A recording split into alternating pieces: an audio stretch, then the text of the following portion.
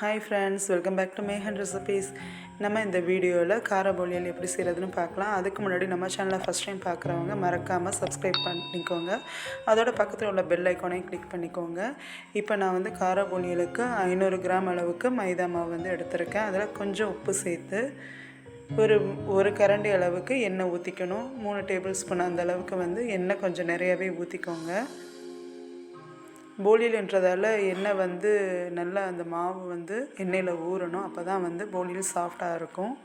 இப்போ நல்லா மிக்ஸ் பண்ணி விட்டுக்கணும்.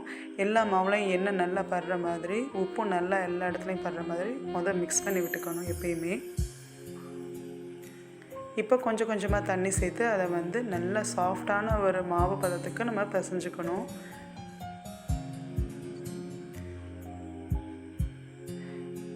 இப்போ பாருங்கள், ஓரளவுக்கு பிசைஞ்சாச்சு. ஆனால் கையில் நல்லா ஒட்டுது. இந்த அளவுக்கு வந்து சாஃப்டாக இருக்கணும். இப்போ இந்த மாதிரி இருக்கும்போது நம்ம கொஞ்சம் எண்ணெய் வந்து ஆட் பண்ணி நம்ம பிசைஞ்சோம்னா கையில் ஒட்டாமல் வந்துடும். எந்த அளவுக்கு எண்ணெய் தேவையோ அந்த அளவுக்கு எண்ணெய் ஆட் பண்ணி நல்லா மாவு பிசைஞ்சு விட்டுக்கணும். இப்போ பாருங்கள், கையில் ஒட்டாமல் நல்லா வருது. அவ்வளோதான். இதை வந்து நல்லா ஊற வைக்கணும். ஒரு 2 மணி நேரமாவது அட்லீஸ்ட் இந்த மைதா மாவு ஊறணும். அப்போ தான் போலியல் வந்து ரொம்ப நல்லா சாஃப்டாக வரும். இப்போது ஒரு கடாயில் வந்து ஒரு 3 டீஸ்பூன் அளவுக்கு எண்ணெய் விட்டுருக்கேன். அதில் கொஞ்சம் கடுகு, சீரகம் இது ரெண்டையும் சேர்த்து இது நல்லா பொரிஞ்சதுக்கப்புறம் கொஞ்சம் உளுந்தம்பருப்பு சேர்த்து வறுத்துக்கணும். இப்போது ஒரு பெரிய வெங்காயம் வந்து நான் கட் பண்ணி வச்சுருக்கேன். அதை வந்து இதில் வந்து ஆட் பண்ணிக்கிறேன். சின்ன வெங்காயம்னா 2 எடுத்துக்கோங்க, பெரிய வெங்காயம்னா 1 எடுத்துகிட்டு நல்லா இதை வந்து இந்த எண்ணெயில் வதக்கணும். அந்த வெங்காயம் வந்து நல்லா சாஃப்டாக ஆகணும். அதுக்காக கொஞ்சம் உப்பு வந்து சேர்த்துக்கிறேன்.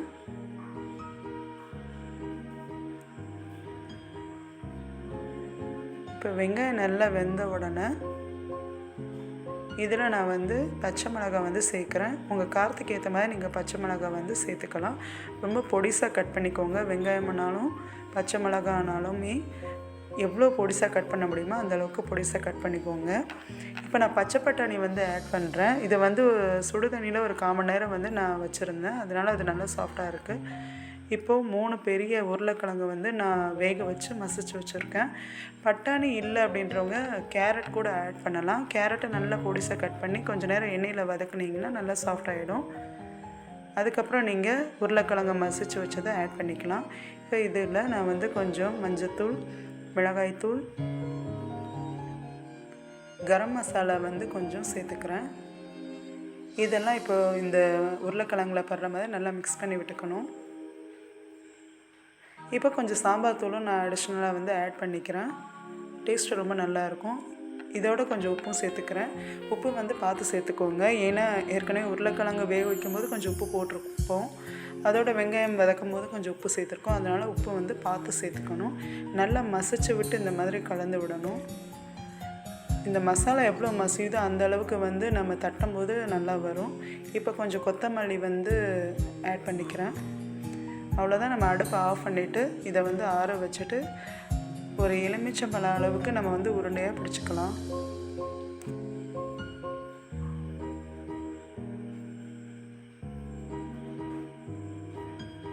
இப்போ இந்த மாதிரி எல்லா இதையும் வந்து உருளைக்கிழங்க நம்ம உருண்டைகளாக பிடிச்சி வச்சுக்கணும்.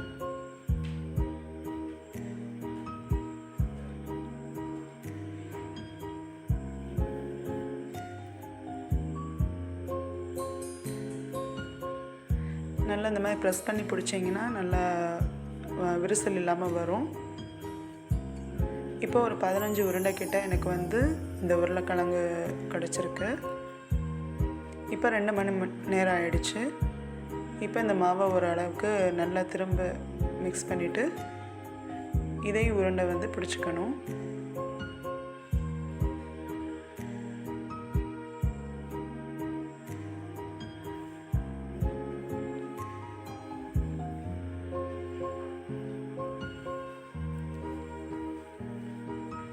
இப்போ இதில் வந்து பிரித்து நான் உருண்டை பிடிச்சி வச்சுருக்கேன். இது ரெண்டுமே ஒரே சைஸில் இருக்கிற மாதிரி பார்த்துக்கோங்க. அப்போ தான் வந்து போலியல் வந்து ரொம்ப நல்லாயிருக்கும். இப்போ இந்த மாதிரி லைட்டாக வந்து மைதா மாவை தட்டிட்டு இந்த உருண்டை இதில் உள்ளே வச்சு நம்ம க்ளோஸ் பண்ணிடணும். அந்த ஸ்டஃபிங் வெளியில் தெரியாத அளவுக்கு நம்ம வந்து க்ளோஸ் பண்ணி இந்த மாதிரி தட்டணும். பிளாஸ்டிக் பேப்பர் இல்லைன்னா வாழை இலை அந்த மாதிரி இருந்தால் நீங்கள் அதில் வச்சு தட்டிக்கலாம். அப்போ தான் எடுக்க ஈஸியாக வரும். எண்ணெய் ஊற்றி தட்டும் போது அதை நல்லா விரிஞ்சு கொடுக்கும்.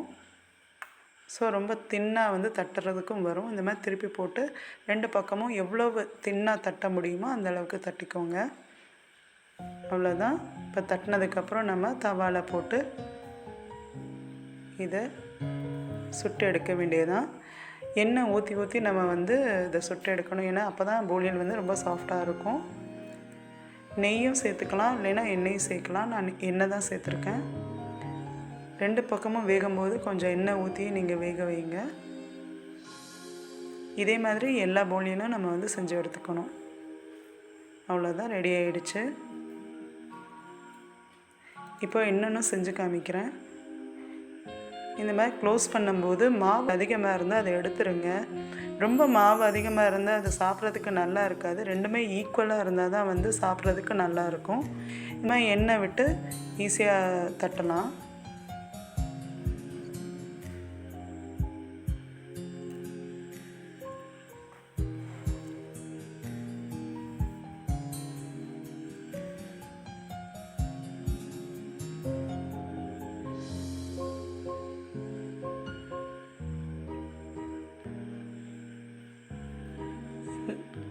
எல்லாமே நல்லா வந்து வதக்கிட்டதால் நல்லா தட்டுறதுக்கு ஈஸியாக வருது. அதனால் எப்பயுமே வெங்காயம் இந்த மாதிரி போலியல் செய்யும்போது வெங்காயம், பச்சை மிளகாய் எவ்வளோ சின்னதாக வந்து கட் பண்ண முடியுமோ அந்த அளவுக்கு சின்னதாக கட் பண்ணிட்டால் இந்த மாதிரி நல்லா தட்டுறதுக்கு ஈஸியாக வரும். இப்போ இதே மாதிரி நம்ம எண்ணெய் ஊற்றி இதை வந்து சுட்டு எடுத்துக்க வேண்டியதான்.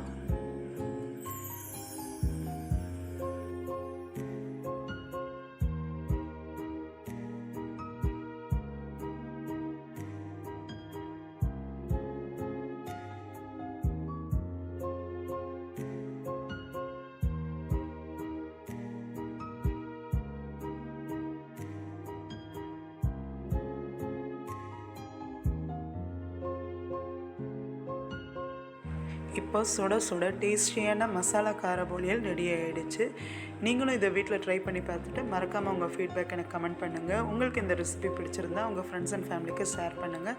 தேங்க்ஸ் ஃபார் வாட்சிங் friends. Happy and healthy cooking.